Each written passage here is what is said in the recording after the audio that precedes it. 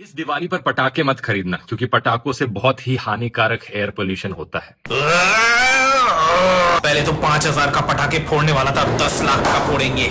Delhi has continued to reel under toxic air on 16th November with the air quality showing no signs of improvement. On one hand, there's air pollution, and on the other hand, the water pollution is also there.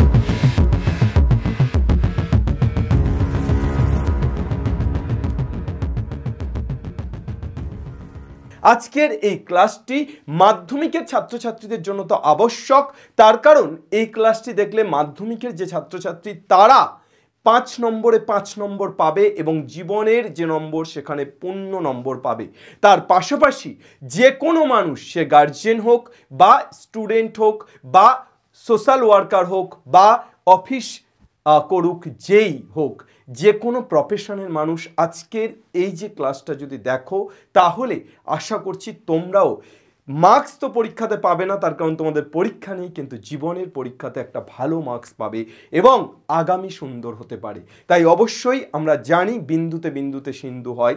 ছোট্ট ছোট্ট করে এই ধরনের step যদি আমরা প্রত্যেকে নিতে পারি তাহলেই আশা করি যে আমরা আমাদের পরিবেশটাকে সুসম্পূর্ণ করে তুলতে পারবো, আমরা আমাদের পরিবেশটাকে খুব সুন্দরভাবে সাজিয়ে রাখতে পারবো এবং আমরা এই পরিবেশের প্রতিকূলতা থেকে রক্ষা পেতে পারি। তাই অবশ্যই যারা যারা এই ভিডিওটি দেখছেন তারা প্রত্যেকে এই ভিডিওটিকে শেয়ার করে নেবেন, বিকজ আজকের এই ভিডিওতে আমরা খুব ইম্পর্টেন্ট কিছু তথ্য রাখতে চলেছি এবং খুব ইম্পর্টেন্ট দিয়ে আমরা এই চ্যাপ্টারটি পড়াতে চলেছি। সো মাধ্যমিকের স্টুডেন্ট যারা, তারা প্রত্যেকে খাতা পেন নিয়ে বসো, তার কারণ প্রত্যেকটা জিনিস আমি যেভাবে যেভাবে বলবো সেভাবে যদি তোমরা নোট ডাউন করতে পারো, এই চ্যাপ্টার থেকে 5-এ 5 তোমাকে কেউ আটকে রাখতে পারবে না এবং সাথে সাথে তুমি খুব গুরুত্বপূর্ণ কিছু নলেজ পেতে চলেছো। প্রত্যেকে যারা এই ভিডিওটি দেখছো অবশ্যই শেয়ার করার পাশাপাশি আমাদের SOE 910কে সাবস্ক্রাইব করে নিও বা ফলো করে নিও, ঠিক আছে? এবং অবশ্যই কমেন্ট সেকশনে জানিও যে আজকের এই ভিডিওটি সম্পূর্ণ দেখার পর কেমন লাগলো তোমাদের। আজকে যে কনসেপ্ট এবং যে প্রবলেমগুলো রাখা হয়েছে মাধ্যমিক পরীক্ষাতে চোখ বন্ধ করে এই ক্লাসটা দেখার পর চলে যেও, ফুল মার্কস এই চ্যাপ্টার থেকে পাবেই, ঠিক আছে? প্রথমেই একটু আলোচনা করে নিই যে পরিবেশের জন্য ভাবা আমাদের কেন দরকার। এই মুহূর্তে দাঁড়িয়ে, এই সময়ে দাঁড়িয়ে, এই 2025 সালে দাঁড়িয়ে পরিবেশের জন্য ভাবা ভীষণভাবে দরকার এবং সেই দরকারি বিষয়গুলোকে আমি একটুখানি সবার নজরে আনি।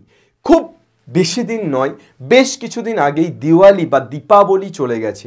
আমরা আমাদের সারা দেশের এয়ার কোয়ালিটি ইন্ডেক্স যদি দেখি, এই টোটাল মানচিত্রটাকে এয়ার কোয়ালিটি ইন্ডেক্স যদি দেখি, এখানে একদম ডেঞ্জার জোনে অবস্থান করছে দিল্লি, অর্থাৎ 344 এয়ার কোয়ালিটি ইন্ডেক্স দেখাচ্ছে, মানে যেটা একটা নর্মালের থেকে অনেক অনেক অনেক গুণ বেশি।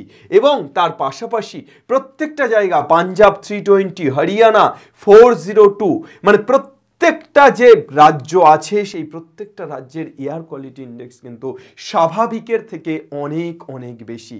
গাড়ির ভিতরে কাঁচ বন্ধ করে 50 দেখাচ্ছে, গাড়ির যেই কাঁচ খুলে দিচ্ছে সেটা 350-400 লাফ মেরে উঠে যাচ্ছে এয়ার কোয়ালিটি ইন্ডেক্স। অর্থাৎ আমরা কোন বায়ুমণ্ডলের মধ্যে কোন অবস্থানে আছি বুঝতে পারছো যে আমাদের চারপাশ কি রকমভাবে দূষিত হয়ে গেছে।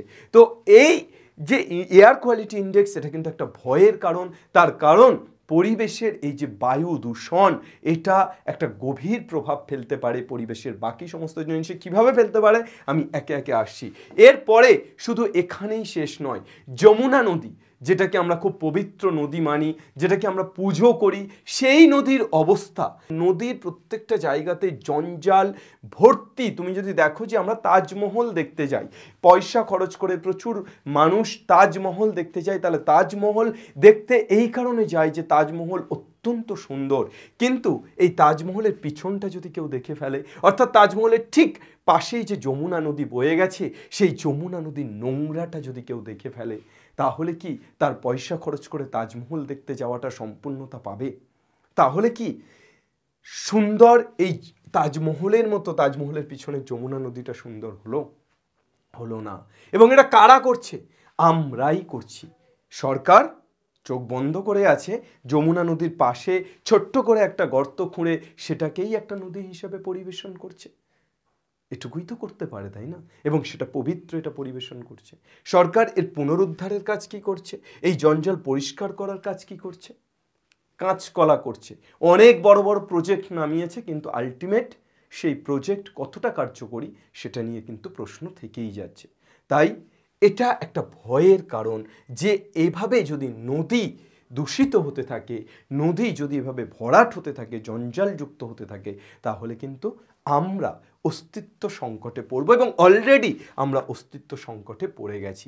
ডিফরেস্টেশন কোথায়? হায়দ্রাবাদে জঙ্গল কেটে এইভাবে জঙ্গল উপর থেকে জমি, যদি হেলিকপ্টার থেকে যে ভিডিও বা ছবি নেওয়া এই রকম লাগছে, অর্থাৎ ন্যাড়া মাথা চিরুনি,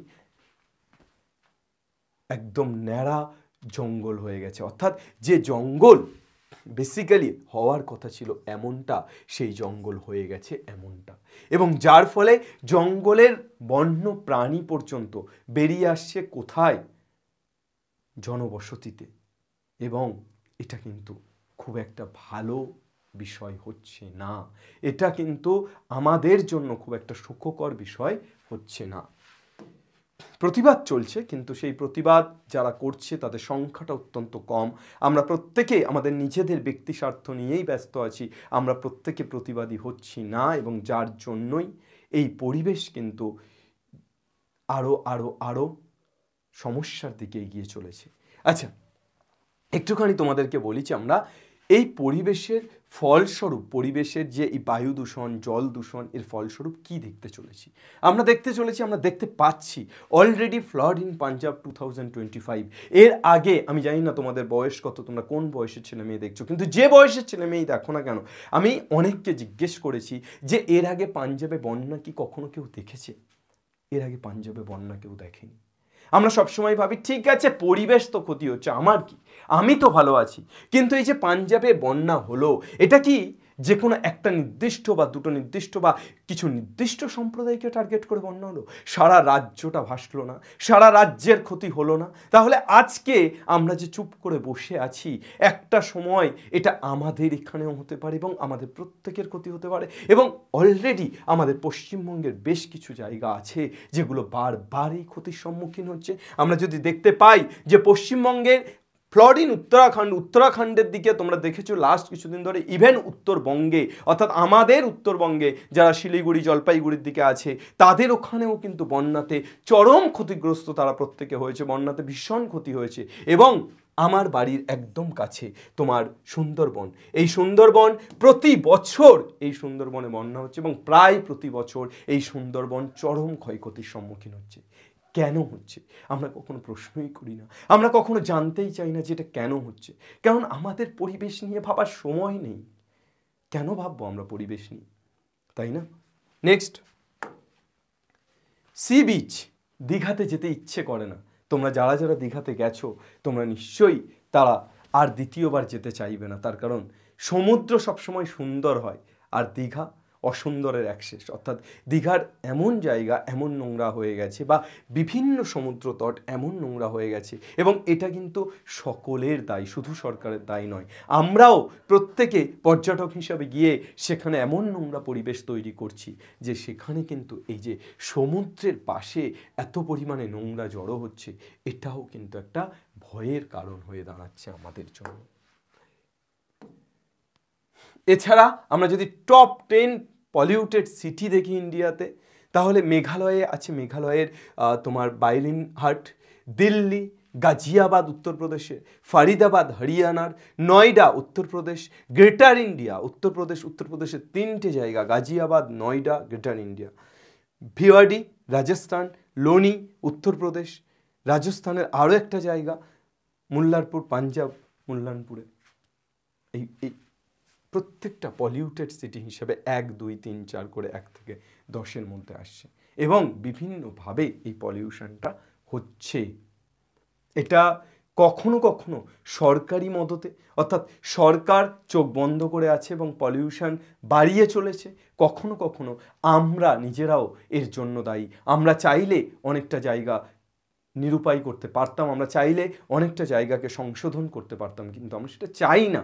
আমরা বাড়ি থেকে বাজারে 5 মিনিট ডিস্টেন্সে যাওয়ার জন্য বাইক চালিয়ে যাওয়াটাকে বেশি গুরুত্বপূর্ণ ভাবি, বিকজ সেখানে কেত মারা যাবে। কিন্তু আমরা এটা ভাবি না যে একদিন এই ক্যাপা পড়ে থাকবে এবং সিটিতে ছুটে পালাবে, অর্থাৎ সিটি যে আমাদের বাইকের সেটা কিন্তু সিটি দিতে দিতে ছুটে পালাবে। অর্থাৎ আমরা এইভাবে পলিউশনটাকে বাড়াচ্ছি। আমরা বাড়ি থেকে বাজার পর্যন্ত সাইকেল নিয়ে যেতে পারি, কিন্তু আমরা কেন যাব? বাড়ি থেকে পড়তে সাইকেল নিয়ে যেতে পারি, কিন্তু এখন টাকা থাকলেই অধিকাংশ ছেলেমেয়ে বাইক নিয়ে যাত্রা করছে। এই সমস্যাগুলো কিন্তু আসলে আমাদেরকেই ভোগাবে। নেক্সট, আমরা এবার আর দেরি করব না, আমরা একেবারে পরিবেশ অর্থাৎ এই যে চ্যাপ্টার, এই চ্যাপ্টারে ঢুকি। প্রথমে আমি তোমাদেরকে প্রত্যেকটা জায়গা বললাম যে আজকের সময়ে এই 2025 সালে দাঁড়িয়ে কিভাবে চারদিক নষ্ট হচ্ছে। এবার আমরা আজকের যে টপিক, সেই টপিকে ঢুকে যাচ্ছি, অর্থাৎ পরিবেশ এই জায়গাটাতে আমরা ঢুকছি এবং এক্স্যাক্টলি কিভাবে আমরা পড়বো সেখানে এগোচ্ছি। এখানে এই চ্যাপ্টারে আমরা মেইনলি পরিবেশের মধ্যে প্রধান যে বিষয় বায়ুমণ্ডল, এই বায়ুমণ্ডল সম্পর্কে একটা সম্পর্কিত পূর্ণ তথ্য জানবো, যেটা দিয়ে আমরা যে কোনো কোশ্চেন বায়ুমণ্ডল সম্পর্কিত করতে পারবো। নেক্সট, বায়ুমণ্ডলের পরে আমরা বেশ কিছু এফেক্ট, গ্রিন হাউস এফেক্ট, বিশ্ব উষ্ণায়ন, এই সমস্ত বিষয়গুলো পড়ে নেব এবং অ্যাট লাস্ট আমরা শক্তির যে বিভিন্ন ধরনের উৎস, অর্থাৎ পরিচালিত, অপ্রচলিত শক্তি, প্রচলিত শক্তি, নবীকরণযোগ্য, অনবীকরণযোগ্য শক্তি, এই জায়গাটা আমরা খুব স্ট্রংলি পড়ে ফেলবো। তাহলে এই 3টে পার্টে কিন্তু আমরা আজকের এই কমপ্লিট কনসেপ্টটা পড়তে চলেছি। সো প্রথমেই আমরা যেটা জানবো সেটা হচ্ছে হোয়াট ইজ এনভায়রনমেন্ট বা পরিবেশ কি। পরিবেশ কি এটা আমরা আলাদা করে ডেফিনেশন পড়ার দরকার নেই। আমরা আমাদের জীবনের ছোটবেলা থেকে যে প্রতিটা জিনিস দেখে চলেছি, অর্থাৎ আমাদের জীবনের ছোটবেলা থেকে আমাদের চারপাশে যা কিছু দেখছি, যা আমাদের জীবনকে প্রভাবিত করছে, তার সবই কিন্তু পরিবেশ। অর্থাৎ আমাদের জীবনকে প্রভাবিত করে এমন সব কিছুই আমরা পরিবেশের মধ্যে ভাবতে পারি। পরিবেশের জীবজ পরিবেশ যেমন হয়, পরিবেশের মধ্যে জড় পরিবেশ তেমন হয়। জীবজ পরিবেশের মধ্যে মানুষ, পশু পাখি, গাছপালা, পোকামাকড়, এই সব কিছু, অর্থাৎ যাদের একটা প্রাণ আছে, তারা প্রত্যেকে জীবজ পরিবেশের মধ্যে থাকছে। এবং জড় পরিবেশের মধ্যে জল, বাতাস, পাহাড়, নদী, সূর্য, এই সমস্তটা, অর্থাৎ যাদের প্রাণ নেই তারা থাকছে। তাহলে জীবজ এবং জড়, এই দুটো আকারে আমরা পরিবেশকে ভাঙতে পারি। এবার চলে আসি বায়ুমণ্ডল।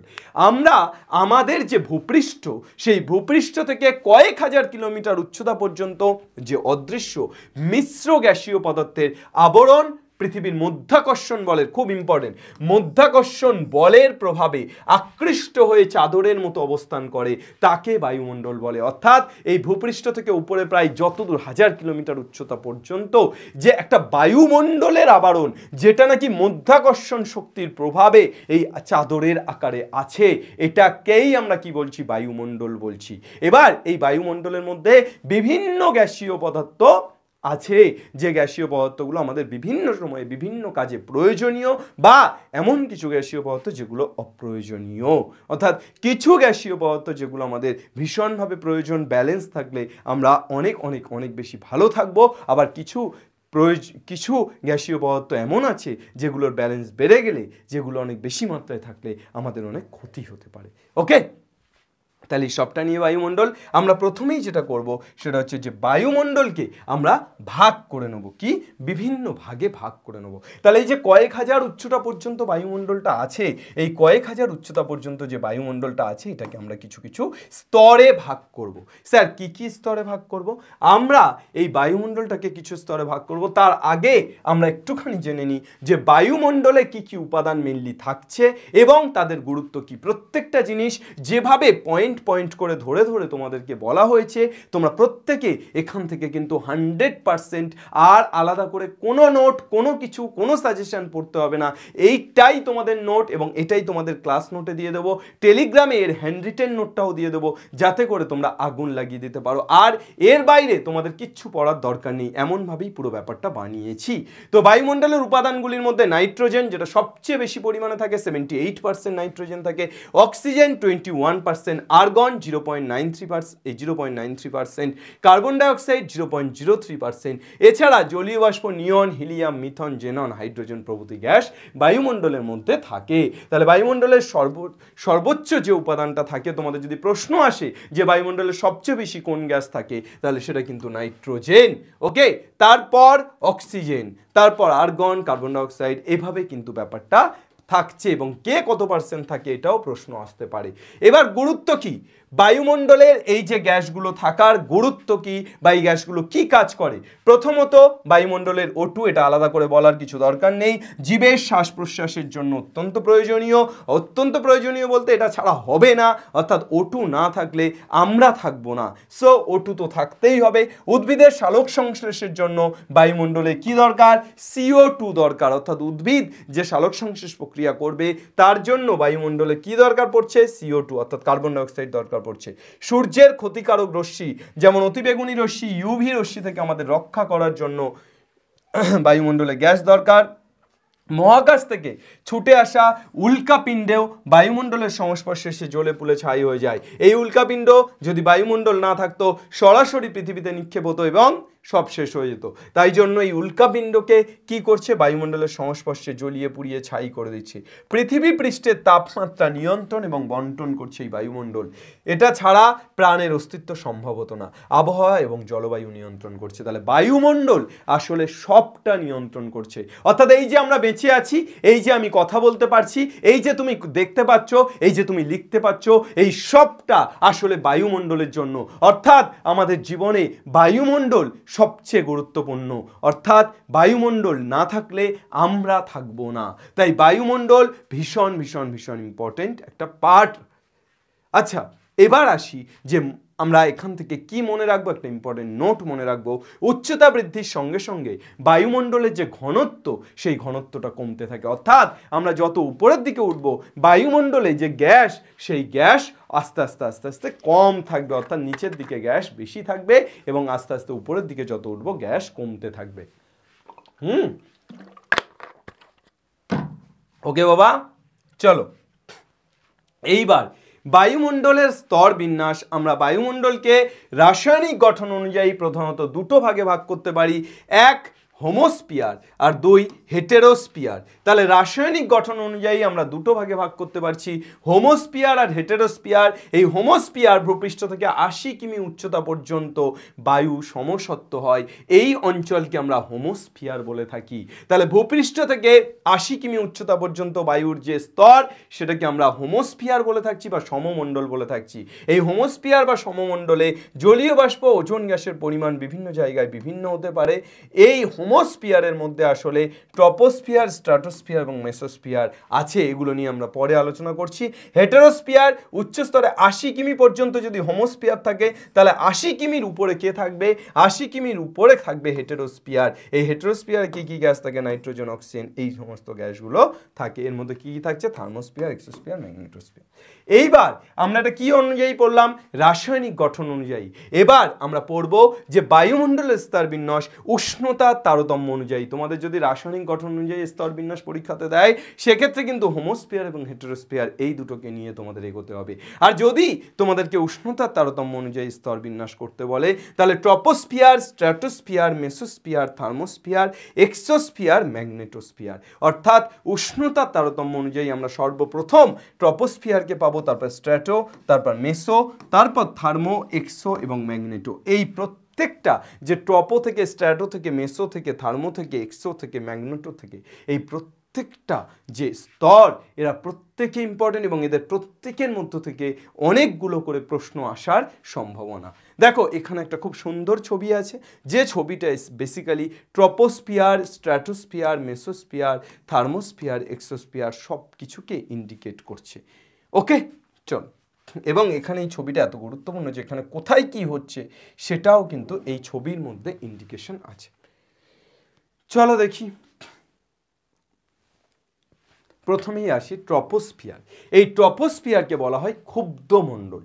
প্রথমেই বলি যে ট্রপোস্ফিয়ারকে ক্ষুব্ধমণ্ডল কেন বলে, এটা এখান থেকে খুব ইম্পর্টেন্ট কোশ্চেন। স্যার ট্রপোস্ফিয়ারকে ক্ষুদ্রমণ্ডল এই কারণে বলে যে ট্রপোস্ফিয়ারের মধ্যেই রোদ, ঝড়, বৃষ্টি, যাবতীয় যা প্রাকৃতিক দুর্যোগ এই সব কিছু অনুভূত হয়, তার জন্য ট্রপোস্ফিয়ারকে ক্ষুব্ধমণ্ডল বলা হয়। আচ্ছা, ট্রপোস্ফিয়ারের প্রথম পয়েন্ট অবস্থান ও বিস্তার। স্তরটি সমুদ্রপৃষ্ঠ থেকে উপরের দিকে প্রায় 16 থেকে 18 কিমি পর্যন্ত বিস্তৃত। কত কিমি পর্যন্ত? 16 থেকে 18। উচ্চতা 16 থেকে 18 মানে কিন্তু মাউন্ট এভারেস্টের থেকে বেশি উচ্চতা।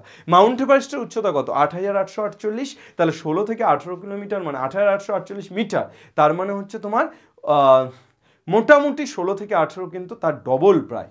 তো এইটা আমাদের ট্রপোস্ফিয়ারের বিস্তার। উচ্চতা নিরক্ষরেখার উপর প্রায় 18 কিমি পর্যন্ত এবং মেরু অঞ্চলে 8 থেকে 9 কিমি পর্যন্ত। এই যে পয়েন্টগুলো ভীষণ ভীষণ ইম্পর্টেন্ট, এগুলো মনে রাখবে, পরীক্ষাতে আসতে পারে। তাপমাত্রা ও উষ্ণতা। তাপমাত্রা ও উষ্ণতা, উচ্চতা বৃদ্ধির সাথে সাথে তাপমাত্রা কি হয়? হ্রাস পায়। আমরা যারা সমতলে থাকি তারা পাহাড়ে যাই, যে দার্জিলিং, সিকিম বা কালিম্পং এই জায়গাগুলোতে যাই, আমরা যখন এখানে গরম পাই ওই জায়গাতে গিয়ে কি পাই? ঠান্ডা পাই। অর্থাৎ যত উচ্চতাটা বাড়ছে তত উষ্ণতাটা কমছে, তার জন্য কিন্তু ওখানে আমাদের ঠান্ডা অনুভব হচ্ছে। তাই ট্রপোস্ফিয়ার এই পুরো জায়গাটার মধ্যে, ট্রপোস্ফিয়ারের মধ্যে কিন্তু উচ্চতা বাড়লে উষ্ণতা কমে। উচ্চতার সাথে উষ্ণতার ব্যস্ত সম্পর্ক আছে। প্রতি 1 কিমি উচ্চতা বৃদ্ধিতে তাপমাত্রা প্রায় 6.5 ডিগ্রি হারে কমে। তাহলে 1 কিলোমিটার উচ্চতা বৃদ্ধিতে তাপমাত্রা কত ডিগ্রি হারে কমে? 6.5 ডিগ্রি হারে কমে। তাপমাত্রার এই হারকে নর্মাল ল্যাপস রেট বা স্বাভাবিক উষ্ণতা হ্রাসের হার বলা হয়। ইম্পর্টেন্ট কোশ্চেন, স্বাভাবিক উষ্ণতা হ্রাসের হার কাকে বলা হয়? ঠিক আছে, উচ্চতা বৃদ্ধির সাথে সাথে ট্রপোস্ফিয়ারে কি হচ্ছে? চাপ হ্রাস হচ্ছে। অর্থাৎ উচ্চতা যদি বাড়ে তাহলে ট্রপোস্ফিয়ারে কিন্তু চাপটা কমছে। ওকে স্যার, নেক্সট, ট্রপোস্ফিয়ার ভূপৃষ্ঠ দ্বারা উত্তপ্ত হয় এবং তাই নিচের দিকে উষ্ণ আর উপরের দিকে শীতল হয়। তাহলে ট্রপোস্ফিয়ার যেহেতু ভূপৃষ্ঠ দ্বারা উত্তপ্ত হচ্ছে, তাহলে নিচের দিকটা কি হচ্ছে? উত্তপ্ত, উষ্ণ হচ্ছে এবং উপরের দিকটা শীতল হচ্ছে। অ্যাকচুয়ালি আমাদের সূর্যের তাপ পড়ার পর যে বিকিরিত হচ্ছে রশ্মিটা, মানে তাপটা যে বিকিরিত হচ্ছে, সেই বিকিরিত তাপের প্রভাবেই কিন্তু এই ঘটনাটা ঘটছে। বৈশিষ্ট্য, এই স্তরের বায়ুমণ্ডলের প্রায় 75% গ্যাসীয় উপাদান। খুব খুব খুব ইম্পর্টেন্ট পয়েন্ট। এই স্তরে বায়ুমণ্ডলে প্রায় 75% গ্যাসীয় উপাদান এবং 90% জলীয় বাষ্প ও ধূলিকণা বিদ্যমান। অর্থাৎ এই পুরো বায়ুমণ্ডলের যা জলীয় বাষ্প এবং ধূলিকণা আছে তার 90% কোথায় থাকে? ট্রপোস্ফিয়ারে থাকে। বায়ুর ঘনত্ব এই স্তরে সবচেয়ে বেশি হয়। এই স্তরে আমরা যে বায়ুর ঘনত্ব পাই সেটা কিন্তু সবচেয়ে বেশি। আমি বলেছিলাম কি, উচ্চতা বৃদ্ধির সাথে সাথে ঘনত্বটা কমতে থাকে, তাই ট্রপোস্ফিয়ার সবচেয়ে নিচের স্তর, তাই জন্য এখানে ঘনত্ব সবচেয়ে বেশি। আবহাওয়া, এই স্তরে ধূলিকণা থাকার জন্য আকাশ নীল দেখায়। আচ্ছা, পৃথিবীর আকাশ, পৃথিবী থেকে আমরা আকাশকে নীল দেখি কেন? এটা খুব ইম্পর্টেন্ট একটা প্রশ্ন, যে আকাশকে কেন নীল দেখায়। তো ট্রপোস্ফিয়ারের মধ্যে ধূলিকণা থাকার জন্য, এই ধূলিকণার জন্যই কিন্তু আকাশকে নীল দেখায়। ঠিক আছে, এখানে আলো অনেকটা কার্যকরী ভূমিকা নেয়।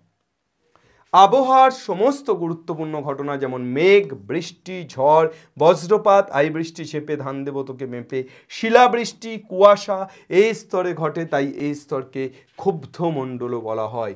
আবহাওয়ার ঘন ঘন পরিবর্তন হয় এবং বায়ু খুব অস্থির থাকে বলে একে কি বলা হয়? ক্ষুব্ধমণ্ডল বলা হয়। ট্রপোপজ কাকে বলে? ট্রপোপজ খুব খুব খুব ইম্পর্টেন্ট প্রশ্ন। ট্রপোস্ফিয়ারের উপরের সীমাটিকে ট্রপোপজ বলা হয়, যা ট্রপোস্ফিয়ারের উপরের স্তর স্ট্র্যাটোস্ফিয়ার থেকে পৃথক করে। ট্রপোপজে তাপমাত্রা হ্রাস পাওয়া বন্ধ হয়ে যায় এবং এটি প্রায় 1.5 কিমি পুরু। এই যে ট্রপোপজ অঞ্চলটা, এখানে যে তাপমাত্রা আস্তে আস্তে আস্তে আস্তে কমছিল সেটা বন্ধ হয় এবং এই ট্রপোপজ অঞ্চলটা প্রায় 1.5 কিমি পুরু, অর্থাৎ 1.5 কিলোমিটার, মানে বিশাল একটা এরিয়া কিন্তু এটা পুরু। এবং এরপর থেকেই শুরু হয় বেসিক্যালি স্ট্র্যাটোস্ফিয়ার। এখান থেকে কিছু কোশ্চেন আসতে পারে, এই কোশ্চেনের অ্যান্সারগুলো তোমরাই কমেন্টে জানাবে। বায়ুমণ্ডলের কোন স্তরের ঘনত্ব সবচেয়ে বেশি? এক্ষুনি বললাম, ট্রপোস্ফিয়ার। কোন স্তর জলবায়ু নিয়ন্ত্রণ করে? ট্রপোস্ফিয়ার। ট্রপোস্ফিয়ারের উচ্চতা বাড়ার সাথে সাথে উষ্ণতা কি হয়? কমে না বাড়ে? কতবার বলবো? কমেন্টে লিখে জানিও কমে না বাড়ে। ঠিক আছে, তাহলে বলবো যে তোমরা বুঝে পড়ছো নাকি না বুঝে পড়ছো। ঠিক আছে, চলো। নেক্সট, স্ট্র্যাটোস্ফিয়ার সেম ভাবে অবস্থান ও বিস্তার। স্ট্র্যাটোস্ফিয়ার ট্রপোস্ফিয়ারের সীমা ট্রপোপথ থেকে শুরু করে প্রায় 16 কিমি থেকে 50 কিমি পর্যন্ত বিস্তৃত। এর উপরের সীমারেখাকে আমরা কি বলি? ট্রপোপজ। এটা স্ট্র্যাটোপজ হওয়া উচিত। ট্রপোস্ফিয়ার, এই স্ট্র্যাটোস্ফিয়ারের উপরে সীমারেখা স্ট্র্যাটোপজ হওয়া উচিত, ট্রপোপজ লেখা আছে। তাপমাত্রা ও উষ্ণতা, এই স্তরে উচ্চতা বৃদ্ধির সাথে সাথে তাপমাত্রা বৃদ্ধি পায়। স্তরটি একেবারে উপরের দিকে অর্থাৎ স্ট্র্যাটোপজের কাছে তাপমাত্রা প্রায় 0 ডিগ্রি সেন্টিগ্রেড বা তার কাছাকাছি পৌঁছতে পারে। তাহলে কি বলছি? এই স্তরে উচ্চতা বৃদ্ধির সাথে সাথে তাপমাত্রা বাড়ে। আগের স্তরে কি ছিল? উচ্চতা বৃদ্ধির সাথে সাথে উষ্ণতা কমেছিল, উষ্ণতা বা তাপমাত্রা কমেছিল, কিন্তু এখানে তাপমাত্রাটা বাড়ছে। ওকে, এই স্তরের উষ্ণতা বৃদ্ধির প্রধান কারণ এই স্তরে অবস্থিত ওজোন গ্যাস, যা সূর্যের অতিবেগুনি রশ্মি শোষণ করে।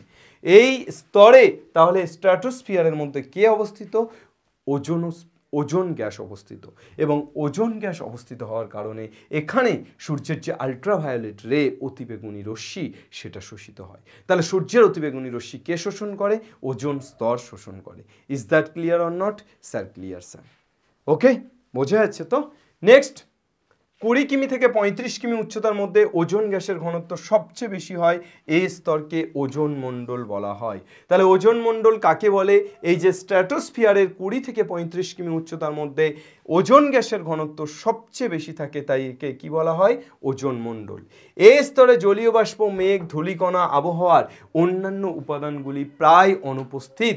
অর্থাৎ এই স্তরে কিন্তু এই যে মেঘ, ধূলিকণা, জলীয় বাষ্প, আবহাওয়া এগুলো থাকে না, এবং এর জন্যই কিন্তু এই স্তরটিকে আমরা শান্ত মণ্ডল বলি। আমরা কি বলেছিলাম? ট্রপোস্ফিয়ার ক্ষুব্ধ মণ্ডল। কেন বলেছিলাম স্যার ট্রপোস্ফিয়ারকে ক্ষুব্ধ মণ্ডল? এই কারণে বলেছিলাম, তার কারণ ট্রপোস্ফিয়ারের মধ্যে ঝড়, বৃষ্টি সমস্ত কিছু পরিলক্ষিত হয়, আর ঠিক তার উপরে স্ট্র্যাটোস্ফিয়ার। এই স্ট্র্যাটোস্ফিয়ারের মধ্যে কিন্তু কিছুই হয় না, অর্থাৎ না মেঘ, না ধূলিকণা, না বজ্রপাত, এই কিছুই হয় না। তার জন্য এই স্ট্র্যাটোস্ফিয়ারকে কি বলা হয়? শান্ত মণ্ডল। দেখো প্রত্যেকটা যে পয়েন্ট এই যে নোট ডাউন করা আছে, এটা যদি তোমরা খুব ভালো করে পড়ে ফেলতে পারো, বা এইটা যদি খুব ভালো করে তোমরা তোমাদের খাতাতে লিখে ফেলতে পারো, তাহলে কিন্তু আর কিচ্ছু দরকার নেই। এই চ্যাপ্টার থেকে একটা এমসিকিউ থাকে, আর 2 নম্বরের কোশ্চেন থাকে, বা 3টে 1 নম্বরের কোশ্চেন, একটা 2 নম্বরের কোশ্চেন থাকে, 5 নম্বর থাকে। এই 5 নম্বর আজকের ক্লাসটা যারা করছো প্রত্যেকে পাবে, মানে একজনও এমন হবে না যে এই 5 নাম্বার পাবে না। তার কারণ আজকে ক্লাসে আমি যা যা করাচ্ছি, প্রিভিয়াস ইয়ারের যাবতীয় যা প্রশ্ন এসছে সমস্ত প্রশ্ন ইনক্লুডেড, এবং অবশ্যই এর বাইরে আর এখান থেকে কোনো প্রশ্ন আসতেই পারে না। ঠিক আছে? সাধারণত জেট বিমানগুলো এই স্তরের নিচের অংশ দিয়ে যাতায়াত করে, কারণ এখানে বায়ুপ্রবাহ শান্ত এবং আবহাওয়ার ঝামেলা এড়ানো যায়। আমরা যে বিমানগুলোকে দেখি সেই বেশিরভাগ বিমান কিন্তু স্ট্র্যাটোস্ফিয়ারের মধ্য দিয়ে যাতায়াত করতে অভ্যস্ত।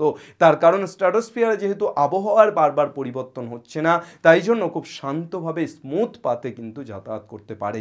এটা নয় যে ট্রপোস্ফিয়ারের মধ্যে থেকে প্লেন যায় না, প্লেন ট্রপোস্ফিয়ারের মধ্য থেকেও যেতে পারে, কিন্তু বেসিক্যালি স্ট্র্যাটোস্ফিয়ারের মধ্য থেকে গেলে সে খুব স্মুথলি যেতে পারে। ঠিক আছে, চলো। এই অঞ্চলে পরিচালন স্রোত সৃষ্টি হয় না। তাহলে পরিচালন স্রোত সৃষ্টি হয় না স্ট্র্যাটোস্ফিয়ারে, তাহলে হয় কোথায়? ট্রপোস্ফিয়ারে। অর্থাৎ আমরা যেটা পড়ে এসেছি, পরিচালন স্রোত কিন্তু ট্রপোস্ফিয়ারে সৃষ্টি হয়। ঠিক আছে, চল নেক্সট। তাহলে বৈশিষ্ট্যের মধ্যে আমি অনেকগুলো পয়েন্ট জেনে নিলাম। এবার দেখো এখান থেকে এই প্রিভিয়াস ইয়ারে আসা কোশ্চেনগুলো প্রত্যেকটা তোমরা অ্যান্সার করতে পারবে, খুব সহজে করতে পারবে। ওজোন স্তর বায়ুমণ্ডলের কোথায় অবস্থিত? স্যার স্ট্র্যাটোস্ফিয়ারে অবস্থিত। আপনি এক্ষুনি বললেন স্ট্র্যাটোস্ফিয়ারের উচ্চতা বাড়ার সঙ্গে সঙ্গে উষ্ণতা কি হয়? কমে। কেটে ঘ্যাঁচ করে 0 দিয়ে দেবে। ট্রপোস্ফিয়ারে উচ্চতা বাড়ার সাথে সাথে উষ্ণতা কমে। কেন? আমি উদাহরণ দিলাম যে তোমরা সমতল থেকে হঠাৎ করে দার্জিলিংয়ে চলে যাও, উষ্ণতা কম পাবে। এটা ট্রপোস্ফিয়ারের মধ্যে আছে, কিন্তু স্ট্র্যাটোস্ফিয়ারের মধ্যে উচ্চতা বাড়ার সাথে সাথে কিন্তু উষ্ণতা বা তাপমাত্রাটা বাড়তে থাকে। Is that clear? Yes sir. Next, সূর্যের অতিবেগুনি রশ্মি শোষিত হয়। কি বললাম? এটাকে এই যে স্ট্র্যাটোস্ফিয়ারকে ওজোন মণ্ডলও বলা হয়। 20 থেকে 35 কিমি উচ্চতা পর্যন্ত এই জায়গায় ওজোন গ্যাসের আধিক্য থাকে, যেটা অতিবেগুনি রশ্মিকে শোষণ করছে। তাহলে অতিবেগুনি রশ্মি শোষণ হয় কোন স্তরে? স্ট্র্যাটোস্ফিয়ারে বা ওজোন স্তরে বলতে পারো। বায়ুমণ্ডলের কোন স্তরকে শান্তমণ্ডল বলা হয়? স্ট্র্যাটোস্ফিয়ারকে শান্তমণ্ডল বলা হয়। As simple as that. Is that clear or not? Sir clear. Next mesosphere. তাহলে আমরা 3 নম্বর যে স্তর পড়তে চলেছি সেই 3 নম্বর স্তরটার নাম মেসোস্ফিয়ার। স্যার মেসোস্ফিয়ার কি? অবস্থান ও বিস্তার। এটি ট্রপোপজ থেকে শুরু করে 50 কিমি থেকে 80 কিমি পর্যন্ত বিস্তৃত, অর্থাৎ ট্রপোপজের উপরে 50 to 80 কিমি পর্যন্ত এই অঞ্চলটা কি? এই অঞ্চলটা মেসোস্ফিয়ার। এর উপরের সীমারেখাকে বলা হয় মেসোপজ। মেসোস্ফিয়ার তাহলে স্ট্র্যাটোস্ফিয়ারের উপরটাকে স্ট্র্যাটোপজ, ট্রপোস্ফিয়ারের উপরটাকে ট্রপোপজ, আর মেসোস্ফিয়ারের উপরটাকে কি বলা হবে? মেসোপজ। তাপমাত্রা, উষ্ণতা। এই স্তরে উচ্চতা বৃদ্ধির সাথে সাথে তাপমাত্রা দ্রুত হ্রাস পায়। দেখো প্রথমে উচ্চতার সাথে সাথে উষ্ণতা কমছিল, পরে উচ্চতার সাথে সাথে উষ্ণতা বাড়ছিল, আবার উচ্চতার সাথে সাথে উষ্ণতা কমছে। তাপমাত্রা কমতে থাকার কারণ হলো ওজোন স্তরের অনুপস্থিতি। হ্যাঁ, ওজোন স্তর তো সূর্যের অতিবেগুনি রশ্মিকে শোষণ করছিল, যার জন্যই তো তাপমাত্রা বাড়ছিল, কিন্তু এখানে তাপমাত্রা আর বাড়ছে না। আর বায়ুর ঘনত্ব অত্যন্ত কমে যাওয়া, অর্থাৎ তোমরা বুঝতেই পারছো এই স্তরে কিন্তু বায়ু খুব একটা থাকে না। ঠিক আছে, বায়ুতে এই গ্যাসীয় উপাদান খুব একটা থাকে না। বায়ুমণ্ডলের সবচেয়ে শীতলতম স্তর মেসোপজের কাছে তাপমাত্রা সর্বনিম্ন হয়, যা -90 থেকে -100 ডিগ্রি সেন্টিগ্রেড পর্যন্ত। তাহলে বায়ুমণ্ডলের সবচেয়ে শীতলতম স্তরের নাম মেসোস্ফিয়ার। একটা কোশ্চেন পেলে তোমরা, বায়ুমণ্ডলের সবচেয়ে শীতলতম স্তরের নাম কি? That is mesosphere. বৈশিষ্ট্য, এই স্তরে উল্কাপিণ্ড, ওই যে বলছিলাম যে মহাকাশ থেকে আসা উল্কাপিণ্ড কোথায়? এই স্তরে মেসোস্ফিয়ারে এসে পুড়ে ছাই হয়ে যাচ্ছে। এই কারণে মেসোস্ফিয়ারকে পৃথিবীর প্রাকৃতিক রক্ষা কবচ বলা হয়ে থাকে। তাহলে প্রাকৃতিক রক্ষা কবচ, পৃথিবীর রক্ষা কবচ কাকে বলা হচ্ছে? মেসোস্ফিয়ারকে। খুব ইম্পর্টেন্ট কোশ্চেন, কাকে পৃথিবীর রক্ষা কবচ বলা হয়? মেসোস্ফিয়ারকে। এই স্তরে চাপ ও ঘনত্ব খুব কম থাকে। ওকে স্যার, দেখো একদম মানে প্রমিনেন্টলি যদি কোনো কিছু ব্যাখ্যা করতে হয়, এর বাইরে আর কিছুই নেই, একদম প্রমিনেন্ট ব্যাখ্যা তোমাদের প্রত্যেকটাতে দেওয়া হচ্ছে। বায়ুমণ্ডলের কোন স্তরে সর্বনিম্ন তাপমাত্রা লক্ষ্য করা যায়? ধুস, লিখে দিও কমেন্টে। থার্মোস্ফিয়ার বা তাপমণ্ডল। কি থার্মোস্ফিয়ার বা তাপমণ্ডল? প্রথমে অবস্থান ও বিস্তার, সেমভাবে মেসোপজ থেকে শুরু করে 80 কিমি থেকে 500 কিমি পর্যন্ত। এটি বিষম মণ্ডলের অংশ। এই সীমারেখা সুস্পষ্ট নয় এবং এক্সোস্ফিয়ারের সাথে মিশে যায়। এর সীমারেখা যেমন বাকি সীমারেখাগুলো ট্রপোপজ, স্ট্র্যাটোপজ, মেসোপজ স্পষ্ট ছিল, এর সীমারেখা কিন্তু স্পষ্ট নয়। অর্থাৎ কখন এক্সোস্ফিয়ারের সাথে মিশে যাচ্ছে? I don't know, you don't know. ওকে, তাপমাত্রা বায়ুমণ্ডলের উষ্ণতম স্তর, এর আগেরটাই মেসোস্ফিয়ার শীতলতম স্তর, আবার এর পরেরটাই উষ্ণতম স্তর। উচ্চতা বৃদ্ধির সাথে সাথে তাপমাত্রা অন্তত দ্রুত হলে বৃদ্ধি পায়, অর্থাৎ 1250 ডিগ্রি সেন্টিগ্রেড পর্যন্ত। এর আগেরটা কত ছিল? -90 থেকে -100, সেখান থেকে 1250 ডিগ্রি সেন্টিগ্রেড পর্যন্ত তাপমাত্রা উঠে যাচ্ছে। আয়নোস্ফিয়ার। থার্মোস্ফিয়ারের নিম্নের অংশকে আয়নোস্ফিয়ার বলে। তীব্র সৌরকিরণের প্রভাবে ইলেকট্রন ও আয়ন যুক্ত কণায় পরিণত হয়। কি বলছে? বলছে থার্মোস্ফিয়ারের নিম্ন অংশ তীব্র সৌরকিরণের প্রভাবে ইলেকট্রন ও আয়নযুক্ত কণায় পরিণত হয়। বায়ুর এই আয়নযুক্ত অংশকে আয়নোস্ফিয়ার বলা হয়। তাহলে আয়নোস্ফিয়ার নামকরণ কেন হয়েছে? থার্মোস্ফিয়ারের নিচের অংশে তীব্র সৌরকিরণের প্রভাবে ইলেকট্রন ও আয়নযুক্ত কণায় পরিবর্তন হয়, তার জন্য এটাকে আয়নোস্ফিয়ারও বলা হয়। দেখো বৈশিষ্ট্য, ভূপৃষ্ঠ থেকে পাঠানো বেতার তরঙ্গ এই আয়নমণ্ডলের বিভিন্ন আয়নে বাধা পেয়ে পুনরায় পৃথিবীতে প্রতিফলিত হয়। অর্থাৎ বেতার তরঙ্গ, রেডিওর যে বেতার স্টেশন, সেটা কিন্তু এই থার্মোস্ফিয়ারেই আয়নমণ্ডলের মধ্যে আছে। মেরুপ্রভা বা মেরুজ্যোতি দেখা যায়। খুব ইম্পর্টেন্ট কোশ্চেন, যে মেরুপ্রভা বা মেরুজ্যোতি কোথায় দেখা যায়? স্যার মেরুপ্রভা বা মেরুজ্যোতি এটা কিন্তু দেখা যায় এই যে থার্মোস্ফিয়ার বা আয়নমণ্ডলে। আন্তর্জাতিক স্পেস সেন্টারের কক্ষপথটি বায়ুমণ্ডলের এই স্তরটি ভূপৃষ্ঠ থেকে প্রায় 320 থেকে 380 কিমি উচ্চতায় অবস্থান করে।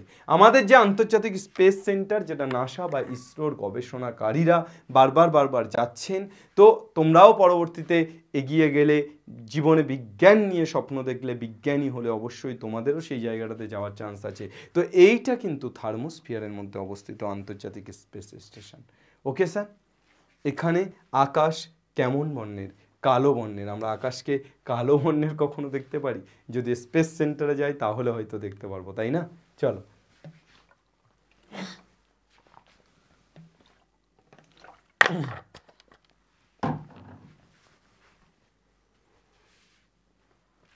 বায়ুমণ্ডলের কোন স্তরে মেরু যদি দেখা যায়, রেডিও তরঙ্গ প্রতিফলিত হয়, সব প্রশ্নের এক উত্তর, সব যাই লিখতে দিক গরুর রচনা লিখে আসবে। আন্তর্জাতিক এক্সপ্রেস সেন্টারের কক্ষপথ কোন স্থলে অবস্থিত, সব প্রশ্নের এক উত্তর, ঘুরিয়ে ফিরিয়ে যাই দিক। ওকে, এবার এটা ভালো করে পড়তে হবে, মনে রাখতে হবে যে কোথায় কি হচ্ছে। And the last step is exosphere. থার্মোস্ফিয়ারের উপর মানে 500 কিমি থেকে প্রায় 750 কিমি পর্যন্ত এক্সোস্ফিয়ার। উচ্চতা বৃদ্ধির সাথে সাথে উষ্ণতা বাড়ে, মানে 1200 থেকে 1600 ডিগ্রি। বায়ুমণ্ডলের উষ্ণতম স্তর, বায়ুর ঘনত্ব স্তরে সবচেয়ে কম। বৈশিষ্ট্য, কৃত্রিম উপগ্রহ বা মহাকাশ স্টেশন এখানেই অবস্থিত। তো মহাকাশ স্টেশন বা কৃত্রিম উপগ্রহটা কোথায় অবস্থিত? এক্সোস্ফিয়ারে অবস্থিত। এটা থার্মোস্ফিয়ারেও হতে পারে। এই স্তরটি মূলত O2 দ্বারা গঠিত হলেও সামান্য H2 এবং He গ্যাস দেখা যায়। তাহলে এই স্তরটি মূলত অক্সিজেন দ্বারা গঠিত হলেও হাইড্রোজেন এবং হিলিয়াম গ্যাস এই স্তরে দেখা যায়। ম্যাগনেটোস্ফিয়ার, এক্সোস্ফিয়ারের উপরে 1000 থেকে 1600, বায়ুমণ্ডলের শেষ সীমা, ভ্যান অ্যালেন বিকিরণ বলাই দেখা যায়। আর কিছু এখান থেকে খুব ইম্পর্টেন্ট নেই। তাহলে ম্যাগনেটোস্ফিয়ার পর্যন্ত আমাদের হয়ে গেল। বায়ুমণ্ডলের উষ্ণতম স্তর, কৃত্রিম উপগ্রহ স্তরের জন্য, এই স্থাপনের জন্য হয়ে গেল। এবার আসি পরিচালন স্রোত। স্যার পরিচালন স্রোতটা কি? ভূপৃষ্ঠের গরম বায়ু উপরের দিকে উঠছে এবং উপরের শীতল বায়ু উপরের শীতল বায়ু ভূপৃষ্ঠের দিকে নামছে। এই যে রাউন্ড বা সার্কেল, এটাকেই পরিচালন স্রোত বলা হয়। দেখো, পরিচালন হলো তাপ অঞ্চলের একটি পদ্ধতি যেখানে তরল বা গ্যাসীয় পদার্থের অণু বা কণাগুলি নিজেরা স্থান পরিবর্তন করে। অর্থাৎ গরম কণা নিচে নেমে আসে কোনো তরল বা গ্যাসীয় মাধ্যমে উষ্ণতা বা ঘনত্বের পার্থক্যের ফলে পদার্থের কণাগুলির উলম্ব স্থান পরিবর্তনের মাধ্যমে যে চক্রাকার প্রবাহের সৃষ্টি হয় তাকে কি বলছি? পরিচালন স্রোত বলছি। যে চক্রাকার প্রবাহ তৈরি হচ্ছে সেই প্রবাহটাকেই আমরা কি বলে থাকছি? পরিচালন স্রোত বলে থাকছি। চলো, অর্থাৎ গরম বায়ু উপরের দিকে উঠে যাচ্ছে এবং উপরে শীতল বায়ু নিচে নামছে, এই যে চক্রাকার পরিবর্তন, এটাকেই আমরা পরিচালন স্রোত বলছি। সমুদ্রবায়ু আর স্থলবায়ু। সমুদ্রবায়ু কাকে বলে? দিনের বেলায় স্থলভাগ দ্রুত উত্তপ্ত হয়ে নিম্নচাপ সৃষ্টি করলে সমুদ্র থেকে অপেক্ষাকৃত শীতল ও উচ্চচাপের বায়ু স্থলের দিকে প্রবাহিত হয়। তাহলে উপরের স্থলভাগ উত্তপ্ত হয়ে যায়, যার ফলে গরম বায়ু তৈরি হয়। তখন সমুদ্রপৃষ্ঠ থেকে শীতল বায়ু উপরের দিকে যে ছুটে আসে, এই বায়ুটাকেই সমুদ্রবায়ু বলা হয়। আর স্থলবায়ু কাকে বলা হয়? রাতের বেলায় স্থলভাগ দ্রুত শীতল হয়ে উচ্চচাপ সৃষ্টি করলে স্থলভাগ থেকে অপেক্ষাকৃত শীতল উচ্চচাপের বায়ু সমুদ্রের দিকে প্রবাহিত হয়। তাহলে দিনের বেলায় সমুদ্র থেকে স্থলভাগের দিকে, আর রাতের বেলায় স্থলভাগ থেকে সমুদ্রের দিকে। এটাই হচ্ছে difference. Okay sir? Okay sir. চল, এরপর ওজোন স্তর। এটা তো আমরা পড়লামই, তবু এইটা একটু ভালো করে আমাদের আলাদা করে পড়ে ফেলতে হবে। বিকজ অফ দ্যাট এই ওজোন স্তর থেকে কিন্তু আমাদের একটা ভালো প্রশ্ন আসে। তো ওজোন স্তর, বায়ুমণ্ডলের স্ট্র্যাটোস্ফিয়ারের 20 থেকে 35 কিমি উচ্চতার মধ্যে ওজোন গ্যাসের যে স্তরটি সূর্যের অতিবেগুনি রশ্মি শোষণ করে এবং পৃথিবী রক্ষা করে তাকে ওজোন স্তর বা ওজোন মণ্ডল বলা হয়। সৃষ্টি, ওজোন অণু O3 দুটি ধাপে তৈরি হয়। প্রথম ধাপ O2 ইউভি রশ্মির প্রভাবে O+Oতে ভাঙে। দ্বিতীয় ধাপ, এই যে O+O তার সাথে O2 যুক্ত হয়ে, O+O এখান থেকে একটা O আসছে, O2 যুক্ত হচ্ছে, O+O2 কত পেয়ে যাচ্ছি? O3 পেয়ে যাচ্ছি। Is that clear or not? হ্যাঁ স্যার, বোঝা গেল। একদম ক্লিন অ্যান্ড ক্লিয়ার যে ওজোন স্তর কেন তৈরি হচ্ছে, ওজোন স্তরের কাজ কি, ওজোন স্তর কিভাবে তৈরি হচ্ছে, এই তিনটে পার্টই তোমাদেরকে খোলাখুলি ব্যাখ্যা করলাম। এর পরবর্তীতে তাহলে আমরা চলে আসি কি আছে। এখান থেকে বেশ কিছু প্রশ্ন আছে। আমি চাইবো তোমরা এই প্রত্যেকটা প্রশ্নের উত্তর কমেন্ট সেকশনে দিয়ে দাও যে এতক্ষণ পর্যন্ত যা পড়েছো তার উপর ভিত্তি করে এই কোশ্চেনগুলো পারছো কিনা। প্রত্যেকটা কোশ্চেনের উত্তর কিন্তু আমার প্রিভিয়াস যে লেসন সেখানে আছে। একটা জিনিস, যে এই চ্যাপ্টারটা অ্যাকচুয়ালি থিওরি বেসড চ্যাপ্টার, তার জন্য একটু নোট করে করে যদি তোমরা পড়তে পারো এক্স্যাক্টলি যেভাবে আমি পড়ালাম, তাহলে কোনো কোশ্চেন ছুট যাবে না, একদম সবটা ধরে নেবে। ঠিক আছে? নোট না করতে পারো অন্তত আমার এই ক্লাস নোটটা বা টেলিগ্রামে পাঠানো হ্যান্ড রিটেন নোটটা জেরক্স করে নিও। ঠিক আছে, বায়ুমণ্ডলের ওজোন স্তর যে রশ্মিকে শোষণ করে, ইউভি। এভাবেই চলবে, প্রত্যেকটা কোশ্চেন তোমরা দেখবে, পারছো কিনা তোমরা নিজেরাই বলবে। চলো এবার চলে আসি যে এই ওজোন স্তর ধ্বংস হচ্ছে। স্যার কি বলছেন স্যার, ওজোন স্তর ধ্বংস হচ্ছে, তাহলে ইউভি রশ্মি শোষণ হবে না? হ্যাঁ, ওজোন স্তর ধ্বংস হচ্ছে, এবং যার জন্য এই ইউভি রশ্মি, অতিবেগুনি রশ্মি যেটা শোষণ হয়, সেটা কিন্তু একটা চাপের মুখে যাচ্ছে, এবং তার ফল কিন্তু অলরেডি পৃথিবীতে পড়ছে। অর্থাৎ এই ইউভি রশ্মি যদি পৃথিবী পৃষ্ঠে পড়ে, ভূপৃষ্ঠে, তাহলে অনেক রকম ক্ষতির সম্ভাবনা দেখা যায়, যে ক্ষতিগুলো অলরেডি কিছু কিছু হচ্ছে। তাহলে আমাদের প্রথম দেখতে হবে যে এই ওজোন স্তর কেন ক্ষতি হচ্ছে বা ধ্বংস কেন হচ্ছে। ক্লোরোফ্লোরোকার্বন, সিএফসি এবং হেলেন, নাইট্রোজেন অক্সাইড, এই গ্যাসীয় উপাদানগুলি আসলে কাকে ক্ষয় করে? ওজোন স্তরকে ক্ষয় করে। ক্লোরোফ্লোরোকার্বন সবচেয়ে দায়ী এই ওজোন স্তর ক্ষয়ের জন্য। এই ক্লোরোফ্লোরোকার্বন থেকে নির্গত ক্লোরিন পরমাণু ওজোন অণুকে, O3-কে একটি ক্লোরিন পরমাণু ও 1 লক্ষেরও বেশি ওজোন অণুতে ধ্বংস করতে। একটি ক্লোরিন পরমাণু 1 লক্ষেরও বেশি ওজোন অণুকে, এখান থেকে একটা নোট বলে লিখে নাও। আচ্ছা, সিএফসি থেকে নির্গত ক্লোরিন পরমাণু ওজোন অণুকে ধ্বংস করে, একটা ক্লোরিন পরমাণু 1 লক্ষেরও বেশি ওজোন অণুকে ধ্বংস করতে পারে। দেখো সিএফসি, এই সিএফসি থেকে সিএল পাচ্ছি আমরা, ইউভি রশ্মির সাথে যুক্ত হয়ে সিএল, এই সিএল O3-র সাথে যুক্ত হয়ে সিএলও প্লাস O2, মানে O3-কে ভেঙে দিল। গল্প এখানেই কিন্তু শেষ। ঠিক আছে, অর্থাৎ এই যে সিএফসি তাহলে নির্গত হচ্ছে কোথা থেকে? ফ্রিজ, রেফ্রিজারেটর, সেন্ট, ওজোন স্তর ধ্বংসের জন্য কিন্তু দায়ী। আমরা অনেক বেশি কৃত্রিম হয়ে গেছি। আজকে আমরা জল কলসিতে রাখার পরিবর্তে ফ্রিজে রাখতে বেশি স্বাচ্ছন্দ্য বোধ করি, এবং বাড়িতে ফ্রিজ থাকা মানে একটা বিলাসিতার লক্ষণ। খুব সত্যি কথা বলতে আমি তোমাদেরকে বলি যে আমি ফ্রিজের জল খাই না। ফ্রিজের জল গরমের সময়ও চেষ্টা করি না খাওয়া। ইভেন আমি যখন কোনো দোকান থেকে জল কিনি, কোল্ড ড্রিঙ্কস কিনি, যে কোনো কিছু জলীয় কিছু কিনি, তখন কিন্তু আমি নর্মালটা চুজ করি। অর্থাৎ তোমরা বলবে স্যার আপনি একা করে কি করবেন? হ্যাঁ, আমি যেটা বিশ্বাস করি, বিন্দুতে বিন্দুতে সিন্ধু হয়। আমি একা করছি এটা দেখে আর কেউ করছে, তার থেকে আর কেউ করছে, এবং তার ফলেই কিন্তু আস্তে আস্তে স্টেপগুলো বেড়ে উঠবে। বোঝা যাচ্ছে না? যাচ্ছে না? হ্যাঁ, এখনকার সময়ে স্যার ফ্রিজ ছাড়া থাকা যায়? এসি ছাড়া থাকা যায়? অবশ্যই চেষ্টা করতে হবে। একান্তই যদি না হয় তাহলে আলাদা ব্যাপার। ধরো আমার অফিসে আমি এসি লাগিয়ে রেখেছি, কিন্তু আমি যখন কোনো অফিস মিটিং থাকে বা কোনো কারোর সাথে মিটিং থাকে তখন এসিটাকে অন করি, বাট বাকি টাইমটা আমি চেষ্টা করি যে টেবিল ফ্যান দিয়ে কাজ চালিয়ে নেওয়া। তাতে করে কি আমার এসিটা চলছে না, মানে আমার দূষণের জায়গাটা কম হচ্ছে। স্যার অনেকগুলো জিনিস এখানে ফ্যাক্টর কাজ করে। আচ্ছা স্যার, আপনি ক্লাস করানোর সময় এসি চালান? হ্যাঁ, ক্লাস করানোর সময় এসি চালাই, বিকজ অফ দ্যাট সেখানে আমি যদি ফ্যান চালাই একটা আওয়াজ আসবে। তাই জন্য আজকের যে উন্নত টেকনোলজি, আমি বলছি না যে মহাত্মা গান্ধীর মতো আমাদেরকে একেবারেই, যে মহাত্মা গান্ধী বলেছিলেন বিদেশি দ্রব্য বর্জন করো, যে সময় আমরা দেশীয় আন্দোলনগুলো করছিলাম, যে বিদেশি দ্রব্য বর্জন করার একটা আন্দোলন করছিলাম স্বাধীনতার আগে, সেই সময় ভারতবর্ষের মানুষ বিদেশি দ্রব্য বর্জন করা শুরু করেছিল, সেগুলো পুড়িয়ে দিচ্ছিল। আমি বলছি না যে টেকনোলজিকে বর্জন করো, টেকনোলজিকে বর্জন করে তুমি জঙ্গলে গিয়ে থাকো। আজকের এই টেকনোলজির দয়ায় আমরা এত সুন্দর করে একটা প্রেজেন্টেশন দেখতে পাচ্ছি, তোমরা দেখতে পাচ্ছ, পড়তে পারছো। বাট আমি যেটা বলতে চাইছি সেটা হচ্ছে যে টেকনোলজিকে সাফিসিয়েন্টলি ব্যবহার করো, যতটুকু প্রয়োজন ঠিক ততটুকু ব্যবহার করো, তার থেকে বেশিও না, তার থেকে কমও না। ওকে, তার থেকে কম ব্যবহার করলে আমরা পিছিয়ে পড়বো, আর তার থেকে বেশি ব্যবহার করলে আমরা ক্ষতি করব। কার ক্ষতি করব? পরিবেশের। স্যার পরিবেশটা আসলে কি? আমরা নিজেরাই পরিবেশ, অর্থাৎ আমরা আমাদের নিজেদের ক্ষতি করব। আজকে এই যে এসি চালানো, ফ্রিজ চালানো, কন্টিনিউ বিলাসী লাইফস্টাইল লিড করা, এর জন্য কিন্তু আমরা ক্ষতিগ্রস্ত হচ্ছি বাবা। যে ছেলেটি বা যে মেয়েটি এসিতে থাকে, আর যে ছেলেটি বা যে মেয়েটি এসিতে থাকে না, যে এসিতে থাকে তার থেকে যে এসিতে থাকে না, তার ইমিউনিটি পাওয়ার অনেক স্ট্রং, অনেক হাই। আমি প্রতিদিন মাঠে গিয়ে 2 ঘন্টা বা 1 ঘন্টা দৌড়াই, শীতের সময়ও ঘামি।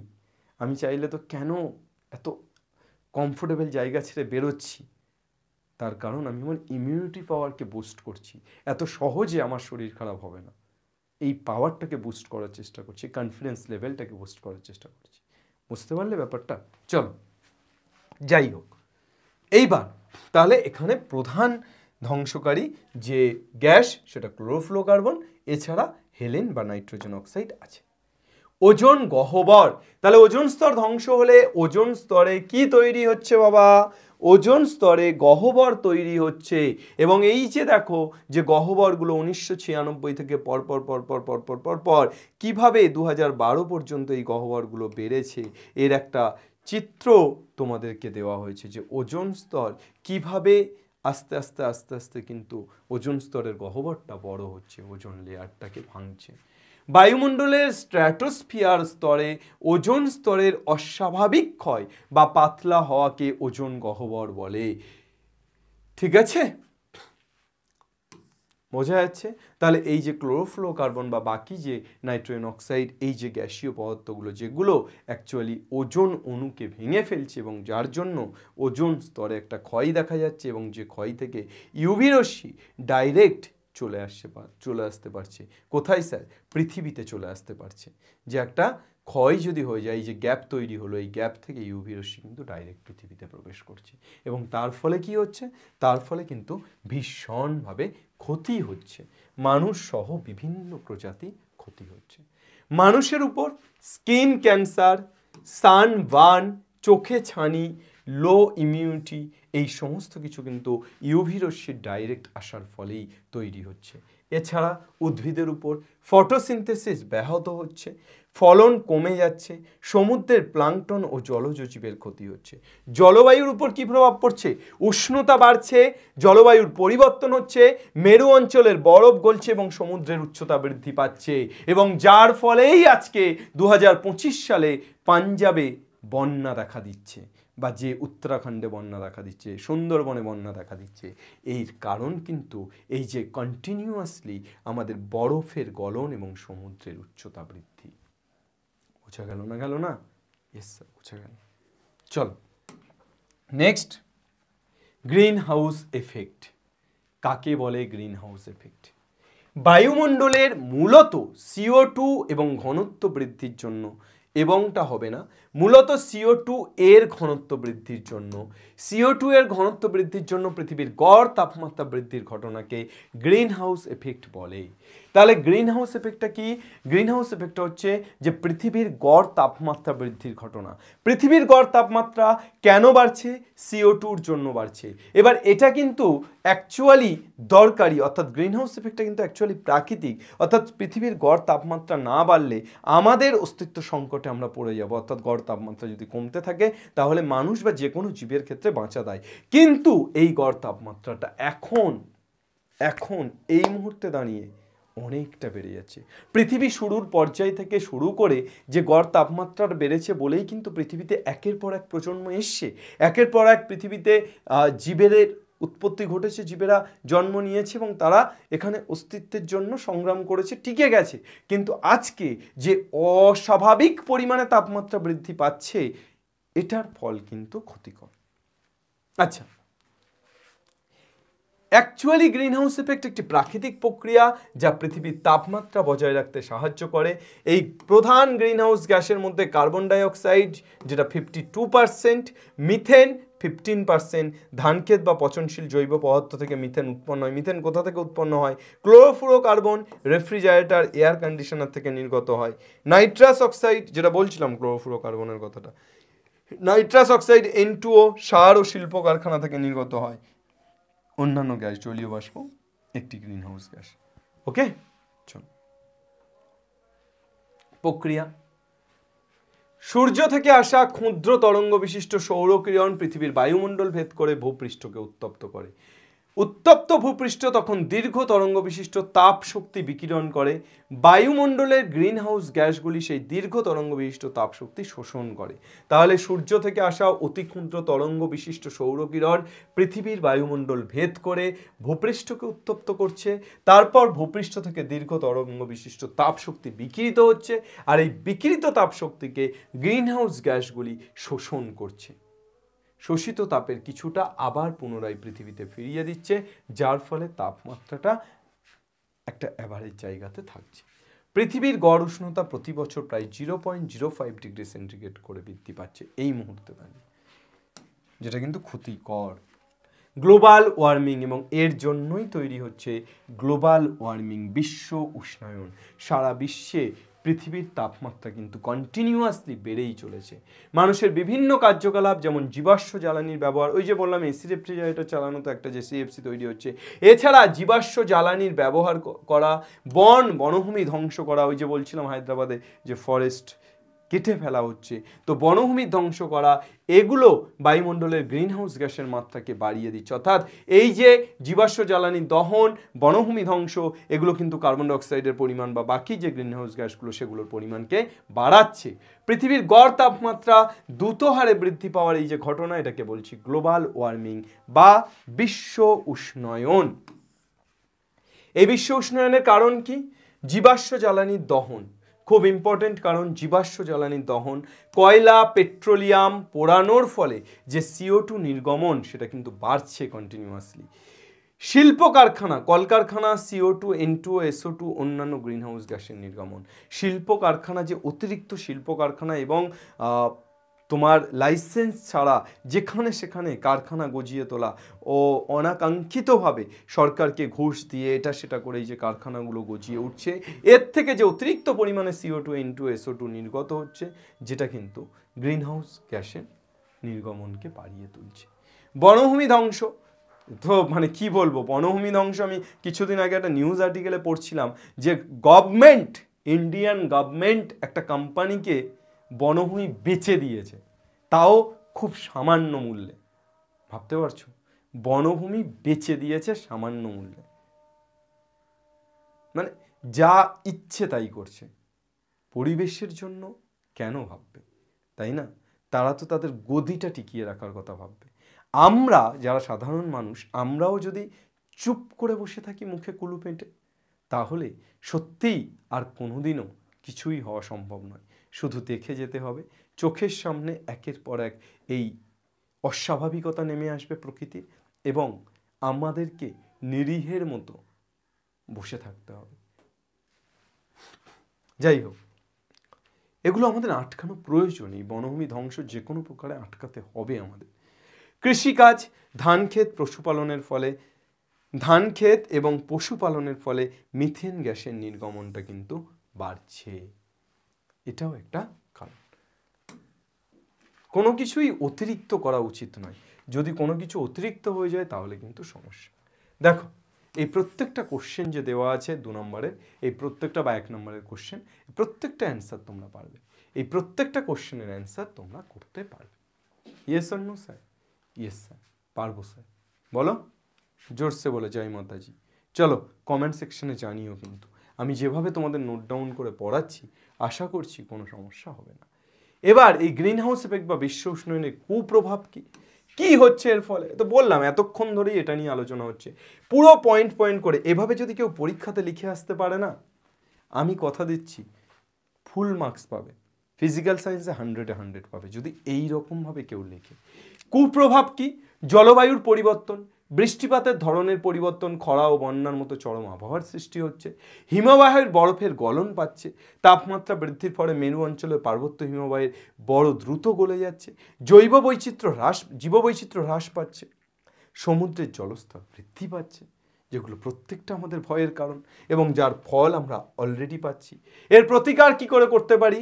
জীবাশ্ম জ্বালানির ব্যবহারকে হ্রাস করতে হবে, সৌরশক্তি, বায়ুশক্তি, জলবিদ্যুতের মতো যে অচিরাচরিত শক্তি, এগুলোর ব্যবহার বাড়াতে হবে, বৃক্ষরোপণ করতে হবে। বৃক্ষরোপণ করার থেকে বৃক্ষ যাতে ছেদ না হয় এদিকে বেশি নজর দিতে হবে।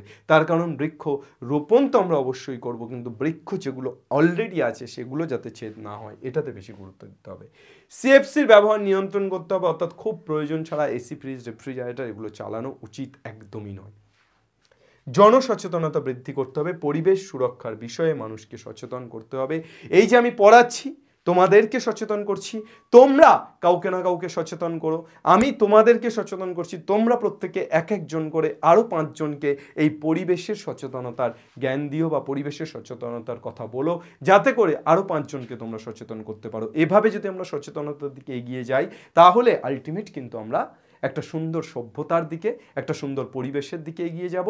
আমাদের পৃথিবী ছাড়া অন্য কোনো জায়গায় বাসস্থান খুঁজতে হবে না, মঙ্গল গ্রহে গিয়ে থাকবো এটা ভাবতে হবে না, চাঁদে গিয়ে থাকবো এটা ভাবতে হবে না, আমরা পৃথিবীতেই থাকতে পারবো, জননী জন্মভূমিতেই আমরা থাকতে পারবো। বুঝতে পারলে ব্যাপারটা? এর জন্য ইনিশিয়েটিভ নাও, ছোট ছোট ইনিশিয়েটিভ নাও, নিজের এলাকায় ইনিশিয়েটিভ নাও। সবসময় যে পড়াশোনার মধ্যে বইয়ের মধ্যে মুখ গুঁজে থাকলেই ভালো ছেলে এমনটা নয়।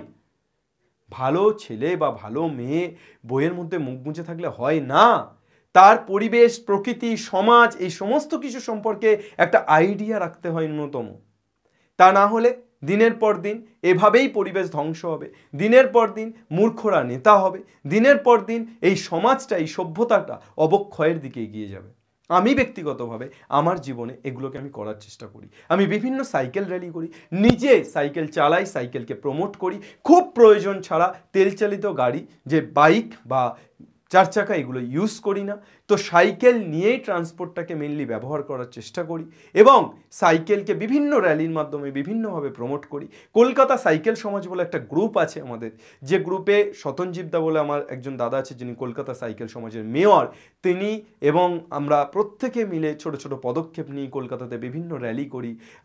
আমার যে গ্রাম সুন্দরবনে সেখানে আমরা বিভিন্ন র্যালি করি। সুন্দরবন বাঁচানোর জন্য বেশ কয়েক বছর ধরে আমরা বেশ কিছু র্যালি, বেশ কিছু সাইকেল জার্নি করেছি যেগুলো মানুষের সচেতনতার জন্য। ঠিক আছে, তো এগুলো আমরা করি, তোমরাও প্রত্যেকে এই জনসচেতনতা বৃদ্ধিটা কিন্তু করো, এটা তোমাদের হাতে আছে। স্যার সব করে কি লাভ, সময় নষ্ট করে লাভ আছে বাবা? সব কিছুতে ওইভাবে লাভ দেখতে গেলে, ম্যাটেরিয়ালিস্টিক লাভ দেখতে গেলে হয় না। এমন অনেক লাভ আছে যেগুলো বেসিক্যালি আমাদেরকে আমাদের পরজন্মকে অনেক বেশি বুস্ট করতে পারে। আজকে গড় আয়ু মানুষের কেন 60 বছর 50 বছর দাঁড়িয়েছে, কেন 30 বছরে হার্ট অ্যাটাক হচ্ছে ভেবেছো কখনো? কেন ব্রেন স্ট্রোক হচ্ছে 25 বছরের ছেলে, ভেবেছো কখনো? সব কিছুর জন্য দায়ী পরিবেশ। আর আমরা এই পরিবেশকে নিয়ে ছেলে খেলা করছি, আমরা গুরুত্বই দিচ্ছি না। আমরা শুধু আমাদের নিজেদের জীবনকে গুরুত্ব দিচ্ছি, আমরা শুধু আমাদের স্বার্থ সিদ্ধি করতে পারলেই জীবনে জয়লাভ করতে পারি, কিন্তু সেটা নয়। তাপন মূল্য কাকে বলে? 1 গ্রাম পরিমাণ 2 নম্বরের কোশ্চেন আসে, তাপন মূল্য কাকে বলে? ভীষণ ভীষণ ইম্পর্টেন্ট জায়গা। আমি প্রত্যেকটা পয়েন্টকে টাচ করছি, কোনো পয়েন্ট কিন্তু তোমাদের ছাড়ছি না। 1 গ্রাম পরিমাণ কোনো জ্বালানি অক্সিজেনের সম্পূর্ণ দহনের ফলে যে তাপ উৎপন্ন হয়, 1 গ্রাম পরিমাণ কোনো জ্বালানি অক্সিজেনের সম্পূর্ণ দহনের ফলে যে তাপ উৎপন্ন হয় তাকে ওই জ্বালানির কি বলে? তাপন মূল্য বলে। একক, এর এসআই একক কিলোজুল বা পার গ্রাম, কেজি পার গ্রাম। ঠিক আছে, চলো। চিরাচরিত শক্তি কোনগুলো? প্রচলিত শক্তি আমরা জানি, জীবাশ্ম জ্বালানি, কয়লা, পেট্রোলিয়াম, প্রাকৃতিক গ্যাস, জীবিত ও নিঃশেষযোগ্য যেগুলো শেষ হয়ে যেতে পারে। ঠিক আছে, ব্যবহারে পরিবেশ দূষণ এবং গ্রিনহাউস গ্যাসের নির্গমন বেশি। এই যে চিরাচরিত শক্তি এগুলো ব্যবহার করলে পরিবেশ দূষণ এবং গ্রিনহাউস গ্যাসের নির্গমন বেশি পরিমাণে হবে। অচিরাচরিত শক্তি বা অপ্রচলিত শক্তি কোনগুলো? সৌরশক্তি, বায়ু শক্তি, জলবিদ্যুৎ বা জোয়ার ভাটা শক্তি, ভূতাপ শক্তি, অসীম পুনর্বীকরণযোগ্য শক্তি। ব্যবহারের পরিবেশ দূষণ নগণ্য বা শূন্য। পরিবেশ দূষণ তো হয়ই না, বরং এটার ব্যবহার করলে আমরা অনেক অনেক অনেক বেশি এফেক্টিভলি আমাদের পরিবেশকে বাঁচিয়ে রাখতে পারি। তাই এখানে অচিরাচরিত শক্তি ব্যবহার আমাদেরকে কিন্তু অনেক বেশি গুরুত্ব দিতে হবে। অপ্রচলিত শক্তির উৎস কি? অবশ্যই সূর্য, সৌরশক্তি। ওকে, তাহলে এই সৌরশক্তি, সূর্য শক্তি একটি অক্ষয় এবং দূষণমুক্ত। ব্যবহার সোলার প্যানেল, কৃত্রিম উপগ্রহ, সোলার কুকার, সোলার হিটার এই সমস্ত জায়গায় ব্যবহার করা হয়। সুবিধা, একবার স্থাপন করলে দীর্ঘকাল এই শক্তি পাওয়া যায় এবং রক্ষণাবেক্ষণের খরচ অনেক কম। সেমভাবে বায়ু শক্তি, আমরা যারা দক্ষিণ 24 পরগনার ছেলে মেয়ে, আমরা নামখানায় যাদের বাড়ি কমেন্ট করে জানিও যে নামখানায় বকখালিতে এই বিষয়গুলো, এই যে যন্ত্রগুলো, এগুলো তোমরা দেখতে পাও কিনা, যে বকখালিতে এরকম প্রচুর যন্ত্র পরপর দাঁড় করানো থাকে। তোমাদের খাদিমুল স্যার কিছুদিন আগে বকখালি ঘুরতে গেছিলো, আমাদের ইউটিউবে এসওই যেই চ্যানেলে একটা ভিডিও দেওয়া আছে এইটার উপরে, যে কিভাবে এই বায়ু শক্তি তৈরি হচ্ছে। তো বাতাসের গতিশক্তিকে কাজে লাগিয়ে বায়ু শক্তি তৈরি হচ্ছে। এটা ব্যবহার কি, বায়ুকল ঘোরানোর মাধ্যমে বিদ্যুৎ উৎপাদন করা হচ্ছে, যে বিদ্যুৎ আমরা বিভিন্ন কাজে ব্যবহার করতে পারি। বিদ্যুৎ উৎপাদন করা হলে সেটা আমরা এই ডিজিটাল বোর্ড চালিয়ে রাখি, লাইট জ্বালিয়ে রাখি, ক্যামেরা চালিয়ে, সব কিছুই তো বিদ্যুৎ দ্বারা চালিত হচ্ছে, তাই না? উপযোগী স্থান, উপকূল অঞ্চল, মরুভূমি এবং উন্মুক্ত স্থান। ওকে। সুবিধা, পরিবেশ বান্ধব এবং কোনো জ্বালানি লাগে না। জোয়ার ভাটা শক্তি, অবভিয়াসলি আমরা সমুদ্রে বা নদীতে জোয়ার ভাটা শক্তিকে কাজে লাগিয়ে আমরা কি করতে পারি, সমুদ্রের, এখানে মুদ্রের হয়ে গেছে, সমুদ্রের জলের জোয়ার ভাটার গতিশক্তিকে কাজে লাগিয়ে ব্যবহার কি, সমুদ্রের সংকীর্ণ পথে বাঁধ নির্মাণ করে টারবাইন করানোর মাধ্যমে বিদ্যুৎ উৎপাদন করা। আর বিদ্যুৎ উৎপাদন করলে বিদ্যুতের ব্যবহার তো সব জায়গায় লাগে। ওকে, তাহলে আমাদের মেন মোটোটা কি? মেন মোটো বিদ্যুৎ উৎপাদন করা। বিদ্যুৎ উৎপাদন করলেই আমরা বাকি কাজগুলো করতে পারবো। উপযোগী স্থান, সমুদ্র উপকূলবর্তী বা উপসাগরীয় এলাকা, ভারতের গুজরাট উপকূল যেমন উদাহরণ।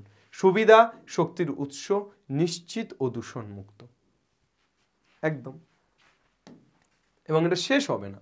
ভূতাপ শক্তি, পৃথিবীর অভ্যন্তরভাগে উত্তপ্ত ম্যাগমা বা উষ্ণ প্রস্রবণ।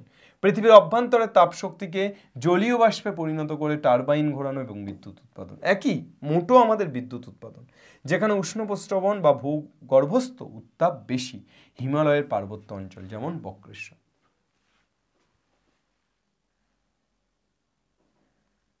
না, হিমালয়ের পার্বত্যাঞ্চল কমা বক্রেশ্বর, ঠিক আছে। বায়োগ্যাস বা জৈব গ্যাস, গোবর, পচনশীল জৈব পদার্থ, আবর্জনা, এগুলো থেকে বায়োগ্যাস তৈরি করা হয়। ব্যবহার, বায়ুর অনুপস্থিতিতে জৈব পদার্থের পচনের ফলে যে মিথেন গ্যাস উৎপন্ন হয় তা রান্না ও বিদ্যুৎ উৎপাদনে ব্যবহৃত হয়। এই বায়োগ্যাসের ফলে আমরা এইভাবে, এই যে তোমাদের একটা ছবি আছে এপারে, এই দুটো, এভাবে কিন্তু এখন বায়োগ্যাস উৎপাদন করে সরাসরি সেই বায়োগ্যাসকে রান্নাঘরে নিয়ে যাওয়া হচ্ছে। কি থাকে উপাদান কি? মিথেন, কার্বন ডাইঅক্সাইড, হাইড্রোজেন আর হাইড্রোজেন সালফাইড। ওকে। বায়োমাস শক্তি, উদ্ভিদ দেহের, প্রাণীর দেহ বা শেষ কৃষিজ বজ্র, বনজ বজ্র, এগুলো দিয়ে এই একই কেস, বিদ্যুৎ উৎপাদন করা। কৃষি বজ্রের সঠিক ব্যবহার নিশ্চিত করা। সুবিধাটা কি? যে কৃষিজাত যে বজ্র তার সেগুলো বজ্র আকারে থাকছে না, সেগুলোকে ব্যবহার করছি। এরপরও কিছু পয়েন্ট আমাদের খুব খুব খুব ইম্পর্টেন্ট। বায়োফুয়েল কাকে বলে? বায়োফুয়েল হলো এক ধরনের জৈব জ্বালানি যা অল্প সময়ের মধ্যে উৎপাদিত উদ্ভিদ প্রাণীর বজ্র বা শস্য থেকে তৈরি করা যায়। উদ্ভিদ এবং প্রাণীর বজ্র বা শস্য থেকে তৈরি করা যায়, যেমন ভুট্টা, আখ, সয়াবিন থেকে তৈরি করা হয়। বিশেষত্ব, জ্বালানির মতো মাটির নিচে তৈরি হতে লক্ষ লক্ষ বছর নেয় না। অর্থাৎ মাটির নিচে যে জ্বালানিটা তৈরি হচ্ছে সেটা তো লক্ষ লক্ষ বছর সময় লাগে, কিন্তু এখানে অতটা সময় লাগছে না। উদাহরণ কি? Bio ethanol, biodiesel. এই বায়োডিজেলের সাহায্যে এখন গাড়ি টাড়ি চালানোর চেষ্টা করা হচ্ছে। মাছ গ্যাস, মাছ গ্যাস হলো জলাভূমি বা পচা পুকুরের মধ্যে বদ্ধ জলে বা পচা জৈব পদার্থ থেকে উৎপন্ন একটি গ্যাস। এর প্রধান উপাদান মিথেন। মাছ গ্যাসের প্রধান উপাদান কি যদি পরীক্ষায় প্রশ্ন আসে? মিথেন। কোলবেড মিথেন, কোলবেড মিথেন কাকে বলে? এটি এক প্রকারের প্রাকৃতিক গ্যাস যা মাটির নিচে থাকা কয়লার স্তরের ফাটল বা রন্ধ্রে জমা থাকে। মাটির নিচে কোথায় থাকে? কয়লার স্তরের ফাটল বা রন্ধ্রে জমা থাকে। এর প্রধান উপাদান কি? মিথেন, সামান্য পরিমাণে বিউটেন বা প্রোপেন এবং কার্বন ডাইঅক্সাইড। এর প্রধান উপাদান হলো মিথেন, সামান্য পরিমাণে বিউটেন বা প্রোপেন আর কার্বন ডাইঅক্সাইড।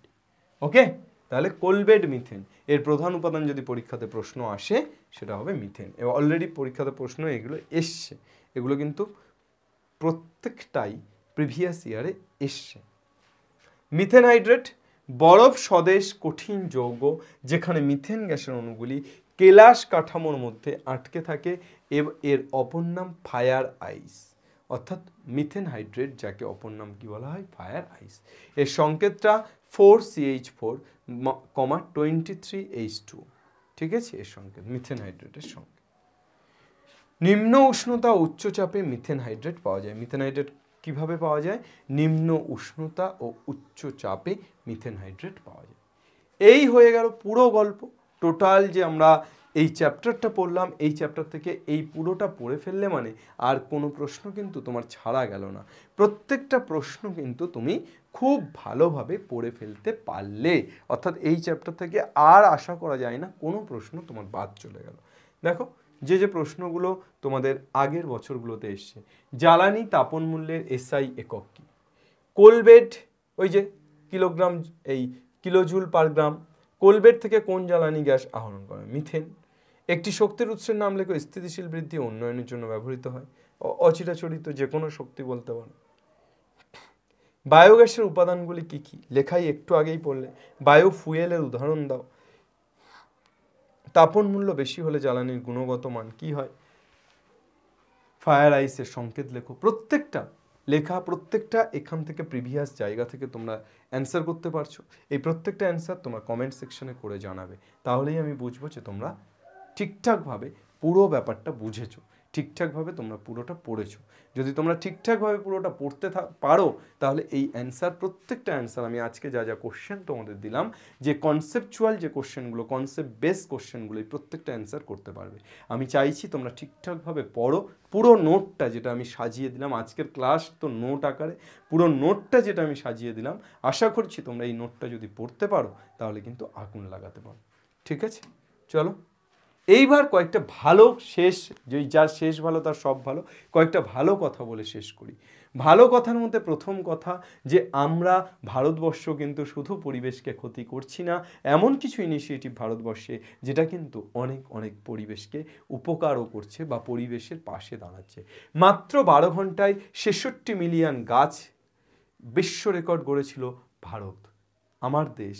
ভারত আমার জগৎ সবার শ্রেষ্ঠ আসন লবে। সত্যিই এই ইনিশিয়েটিভগুলো যদি আরও বেশি পরিমাণে হয় এবং যে খারাপ ইনিশিয়েটিভগুলো সেগুলো যদি কমে যায়, তাহলে আমার দেশ সত্যিই জগৎ সবার শ্রেষ্ঠ আসন লবে। দেখো রেকর্ড তৈরি করেছে কোথায়? 2017 সালে মধ্যপ্রদেশ রাজ্যে ঘটে এমনই এক বিস্ময়কর ঘটনা। নর্মদা নদীর তীরে প্রায় 1.5 লক্ষ মানুষ মাত্র 12 ঘন্টায় 66 মিলিয়ন অর্থাৎ 6.6 কোটি গাছ রোপণ করে গড়ে ফেলেছিল এক অভূতপূর্ব বিশ্ব রেকর্ড। বাপ রে! আরে বাস, হাইড্রোজেন ট্রেনে বিশ্বের সেরা ভারত। ভারতে হাইড্রোজেন ট্রেন চলে আসছে ভাই। কোথায় আছি আমরা? ভারতে হাইড্রোজেন ট্রেন আসছে, যেটা বিদ্যুৎ চালিত হবে না, হাইড্রোজেন চালিত হবে। ভারত তৈরি করছে বিশ্বের সবচেয়ে লম্বা ও শক্তিশালী হাইড্রোজেন ট্রেন। এই ট্রেনটির শক্তি 1200 হর্স পাওয়ার, যা বর্তমানে বিশ্বের সর্বোচ্চ। মোট 10টি কোচ নিয়ে গঠিত এই পরিবেশ বান্ধব ট্রেন একসাথে 2600 যাত্রী বহন করতে পারবে। ওয়াও, কিয়া বাত, কিয়া বাত। চলো হাইড্রোজেন চালিত ট্রেন দেখবো আমরা। 2025 সালে সর্বোচ্চ কার্বন নির্গমনকারী শীর্ষ 10টি ভারতীয় রাজ্য: গুজরাট, উড়িষ্যা, ছত্তিশগড়, ঝাড়খণ্ড, কর্ণাটক, মহারাষ্ট্র, অন্ধ্রপ্রদেশ, রাজস্থান, পশ্চিমবঙ্গ, তামিলনাড়ু। ইতিহাসের প্রথম নবায়নযোগ্য শক্তি এখন কয়লার থেকেও এগিয়ে। ইতিহাসে এই প্রথমবার বিশ্বব্যাপী নবায়নযোগ্য শক্তি বায়ু ও সৌর কয়লাকে ছাড়িয়ে সবচেয়ে বেশি বিদ্যুৎ উৎপাদন করছে। এই সাফল্যের মাধ্যমে বিশ্বে বিদ্যুৎ চাহিদা 2.6% বৃদ্ধিকে সম্পূর্ণরূপে মিটিয়েছে। চীন ও ভারত এই পরিবর্তনে নেতৃত্ব দিয়েছে, যেখানে চীনের সৌর ও বায়ু উৎপাদন যথাক্রমে 43% ও 16% এবং ভারতের 31% ও 29% বৃদ্ধি পেয়েছে, যা নবায়নযোগ্য বিপ্লবের নতুন দিগন্ত খুলে দিয়েছে। খুব খুব খুব পজিটিভ নিউজ এগুলো, বুঝতে পারছো তো? এছাড়া বিশ্বের প্রথম সৌরচালিত বিমানবন্দর ভারতের কোচিন। হাততালি দাও। বিশ্বের প্রথম সৌরচালিত বিমানবন্দর ভারতের কোচিন। কোচিন ইন্টারন্যাশনাল এয়ারপোর্ট বিশ্বের প্রথম সম্পূর্ণ সৌরশক্তিতে চালিত বিমানবন্দর। এখানে স্থাপন করা হয়েছে 46,000টি সৌর প্যানেল, যা প্রতিদিন 12 মেগাওয়াট বিদ্যুৎ উৎপাদন করে, এমনকি বিমানবন্দরের দৈনন্দিন চাহিদার থেকেও বেশি। সম্ভব, সব কিছুই সম্ভব। সৎ চেষ্টা যদি থাকে সব কিছুই করা সম্ভব। নরওয়ে দেশ ইতিহাস রচনা করেছে, বিশ্বের প্রথম দেশ নরওয়ে, যেটা আনুষ্ঠানিকভাবে বনভূমি ধ্বংসকে নিষিদ্ধ করেছে। কেউ ওই দেশে বনভূমির একটাও গাছ কাটতে পারবে না। আমাদের দেশ পারবে? নিশ্চয়ই পারবে। এত কিছু যখন পেরেছে তখন এটাও তো পারবে। আমি চাই যে আমাদের দেশ পারুক, আমরা সবাই চাই যে আমাদের দেশ পারুক, তবে আমাদের দেশ এমনি পারবে না। আমাদের দেশের মানুষ যদি ভালো হয় তবেই পারবে, আমাদের দেশের মানুষ যদি কণ্ঠ তোলে তবেই পারবে, আমাদের দেশের মানুষ যদি সৎ হয় তবেই পারবে। আমাদের দেশের মানুষ যদি সৎ হয় না, যে দেশের মানুষ সৎ সেই দেশের সরকার সৎ হতেই হবে, কিছু করার নেই। যে দেশের মানুষ প্রতিবাদী সে দেশের সরকার ভালো, যে দেশের মানুষ সততার সাথে চলে সে দেশের সরকার ভালো। আমাদের দেশের মানুষ যদি সৎ এবং প্রতিবাদী হয় আমাদের দেশের সরকারও সৎ হতে বাধ্য। কিন্তু আমাদের দেশ তো পোড়া কপাল। যাই হোক, আর বিশেষ কিছু বলার নেই, অনেক কিছু বলে ফেলেছি, অনেক জ্ঞান দিয়ে ফেলেছি। আশা করছি এই পড়ানোটা পরিবেশের জন্য ভাবনা, শুধু পরীক্ষার 5 নম্বরের জন্য হয়নি। পরীক্ষার 5 নম্বর তো হয়েইছে, কিন্তু তার থেকে অনেক অনেক বেশি জীবনের জন্য গুরুত্বপূর্ণ হয়েছে। তোমরা প্রত্যেকে কমেন্ট করে জানিও যে এই ইনিশিয়েটিভ বা এই ক্লাস তোমাদের কতটা গুরুত্বপূর্ণ লেগেছে। যদি তোমাদের মনে হয় যে ইয়েস স্যার, এই ক্লাস থেকে আমরা অনেক উপকার পেয়েছি, শুধু পরীক্ষাই নয় আমরা আমাদের জীবনের একটা লেসন পেয়েছি, তাহলে আমার খুব ভালো লাগবে। আমার এই পরিশ্রমটা, আমার পিছনে যে মানুষগুলো এই পরিশ্রমটা করেছে, পিপিটি বানানো থেকে শুরু করে সবাই মিলে, তাদেরও ভালো লাগবে। অবভিয়াসলি তোমরা প্রত্যেকে ক্লাসটি দেখো, প্রত্যেকে ক্লাসটিকে শেয়ার করে নিও বন্ধুদের সাথে, এবং প্রত্যেকে আমাদের চ্যানেলটিকে SOE910, SOE বাংলা, SOE প্ল্যাটফর্মগুলোকে সাবস্ক্রাইব করে রেখো। বিকজ তোমরা প্রত্যেকে যদি আমাদের এই চ্যানেল বা এই পেজগুলোকে সাবস্ক্রাইব করো, তাহলে আমরা একটা আলাদা মোটিভেশন পাবো, কাজের একটা আলাদা আগ্রহ পাবো। অবশ্যই বাংলার প্রত্যেকটি ছেলেমেয়ের কাছে পৌঁছানোর যে প্রয়াস সেটা জারি থাকবে। অবশ্যই বাংলার প্রত্যেকটি ছেলেমেয়ে পড়বে, শিখবে এবং জিতবে। দেখা হচ্ছে নতুন ক্লাস নিয়ে, ক্লাস 10-এর। এরপরে কোন ক্লাস তোমরা চাও কমেন্ট সেকশানে অবশ্যই জানিও। ভৌত বিজ্ঞানের আমি এবার থেকে তোমাদের ভৌত বিজ্ঞানও কমপ্লিটলি পড়াবো। Thank you everyone. জয় হিন্দ।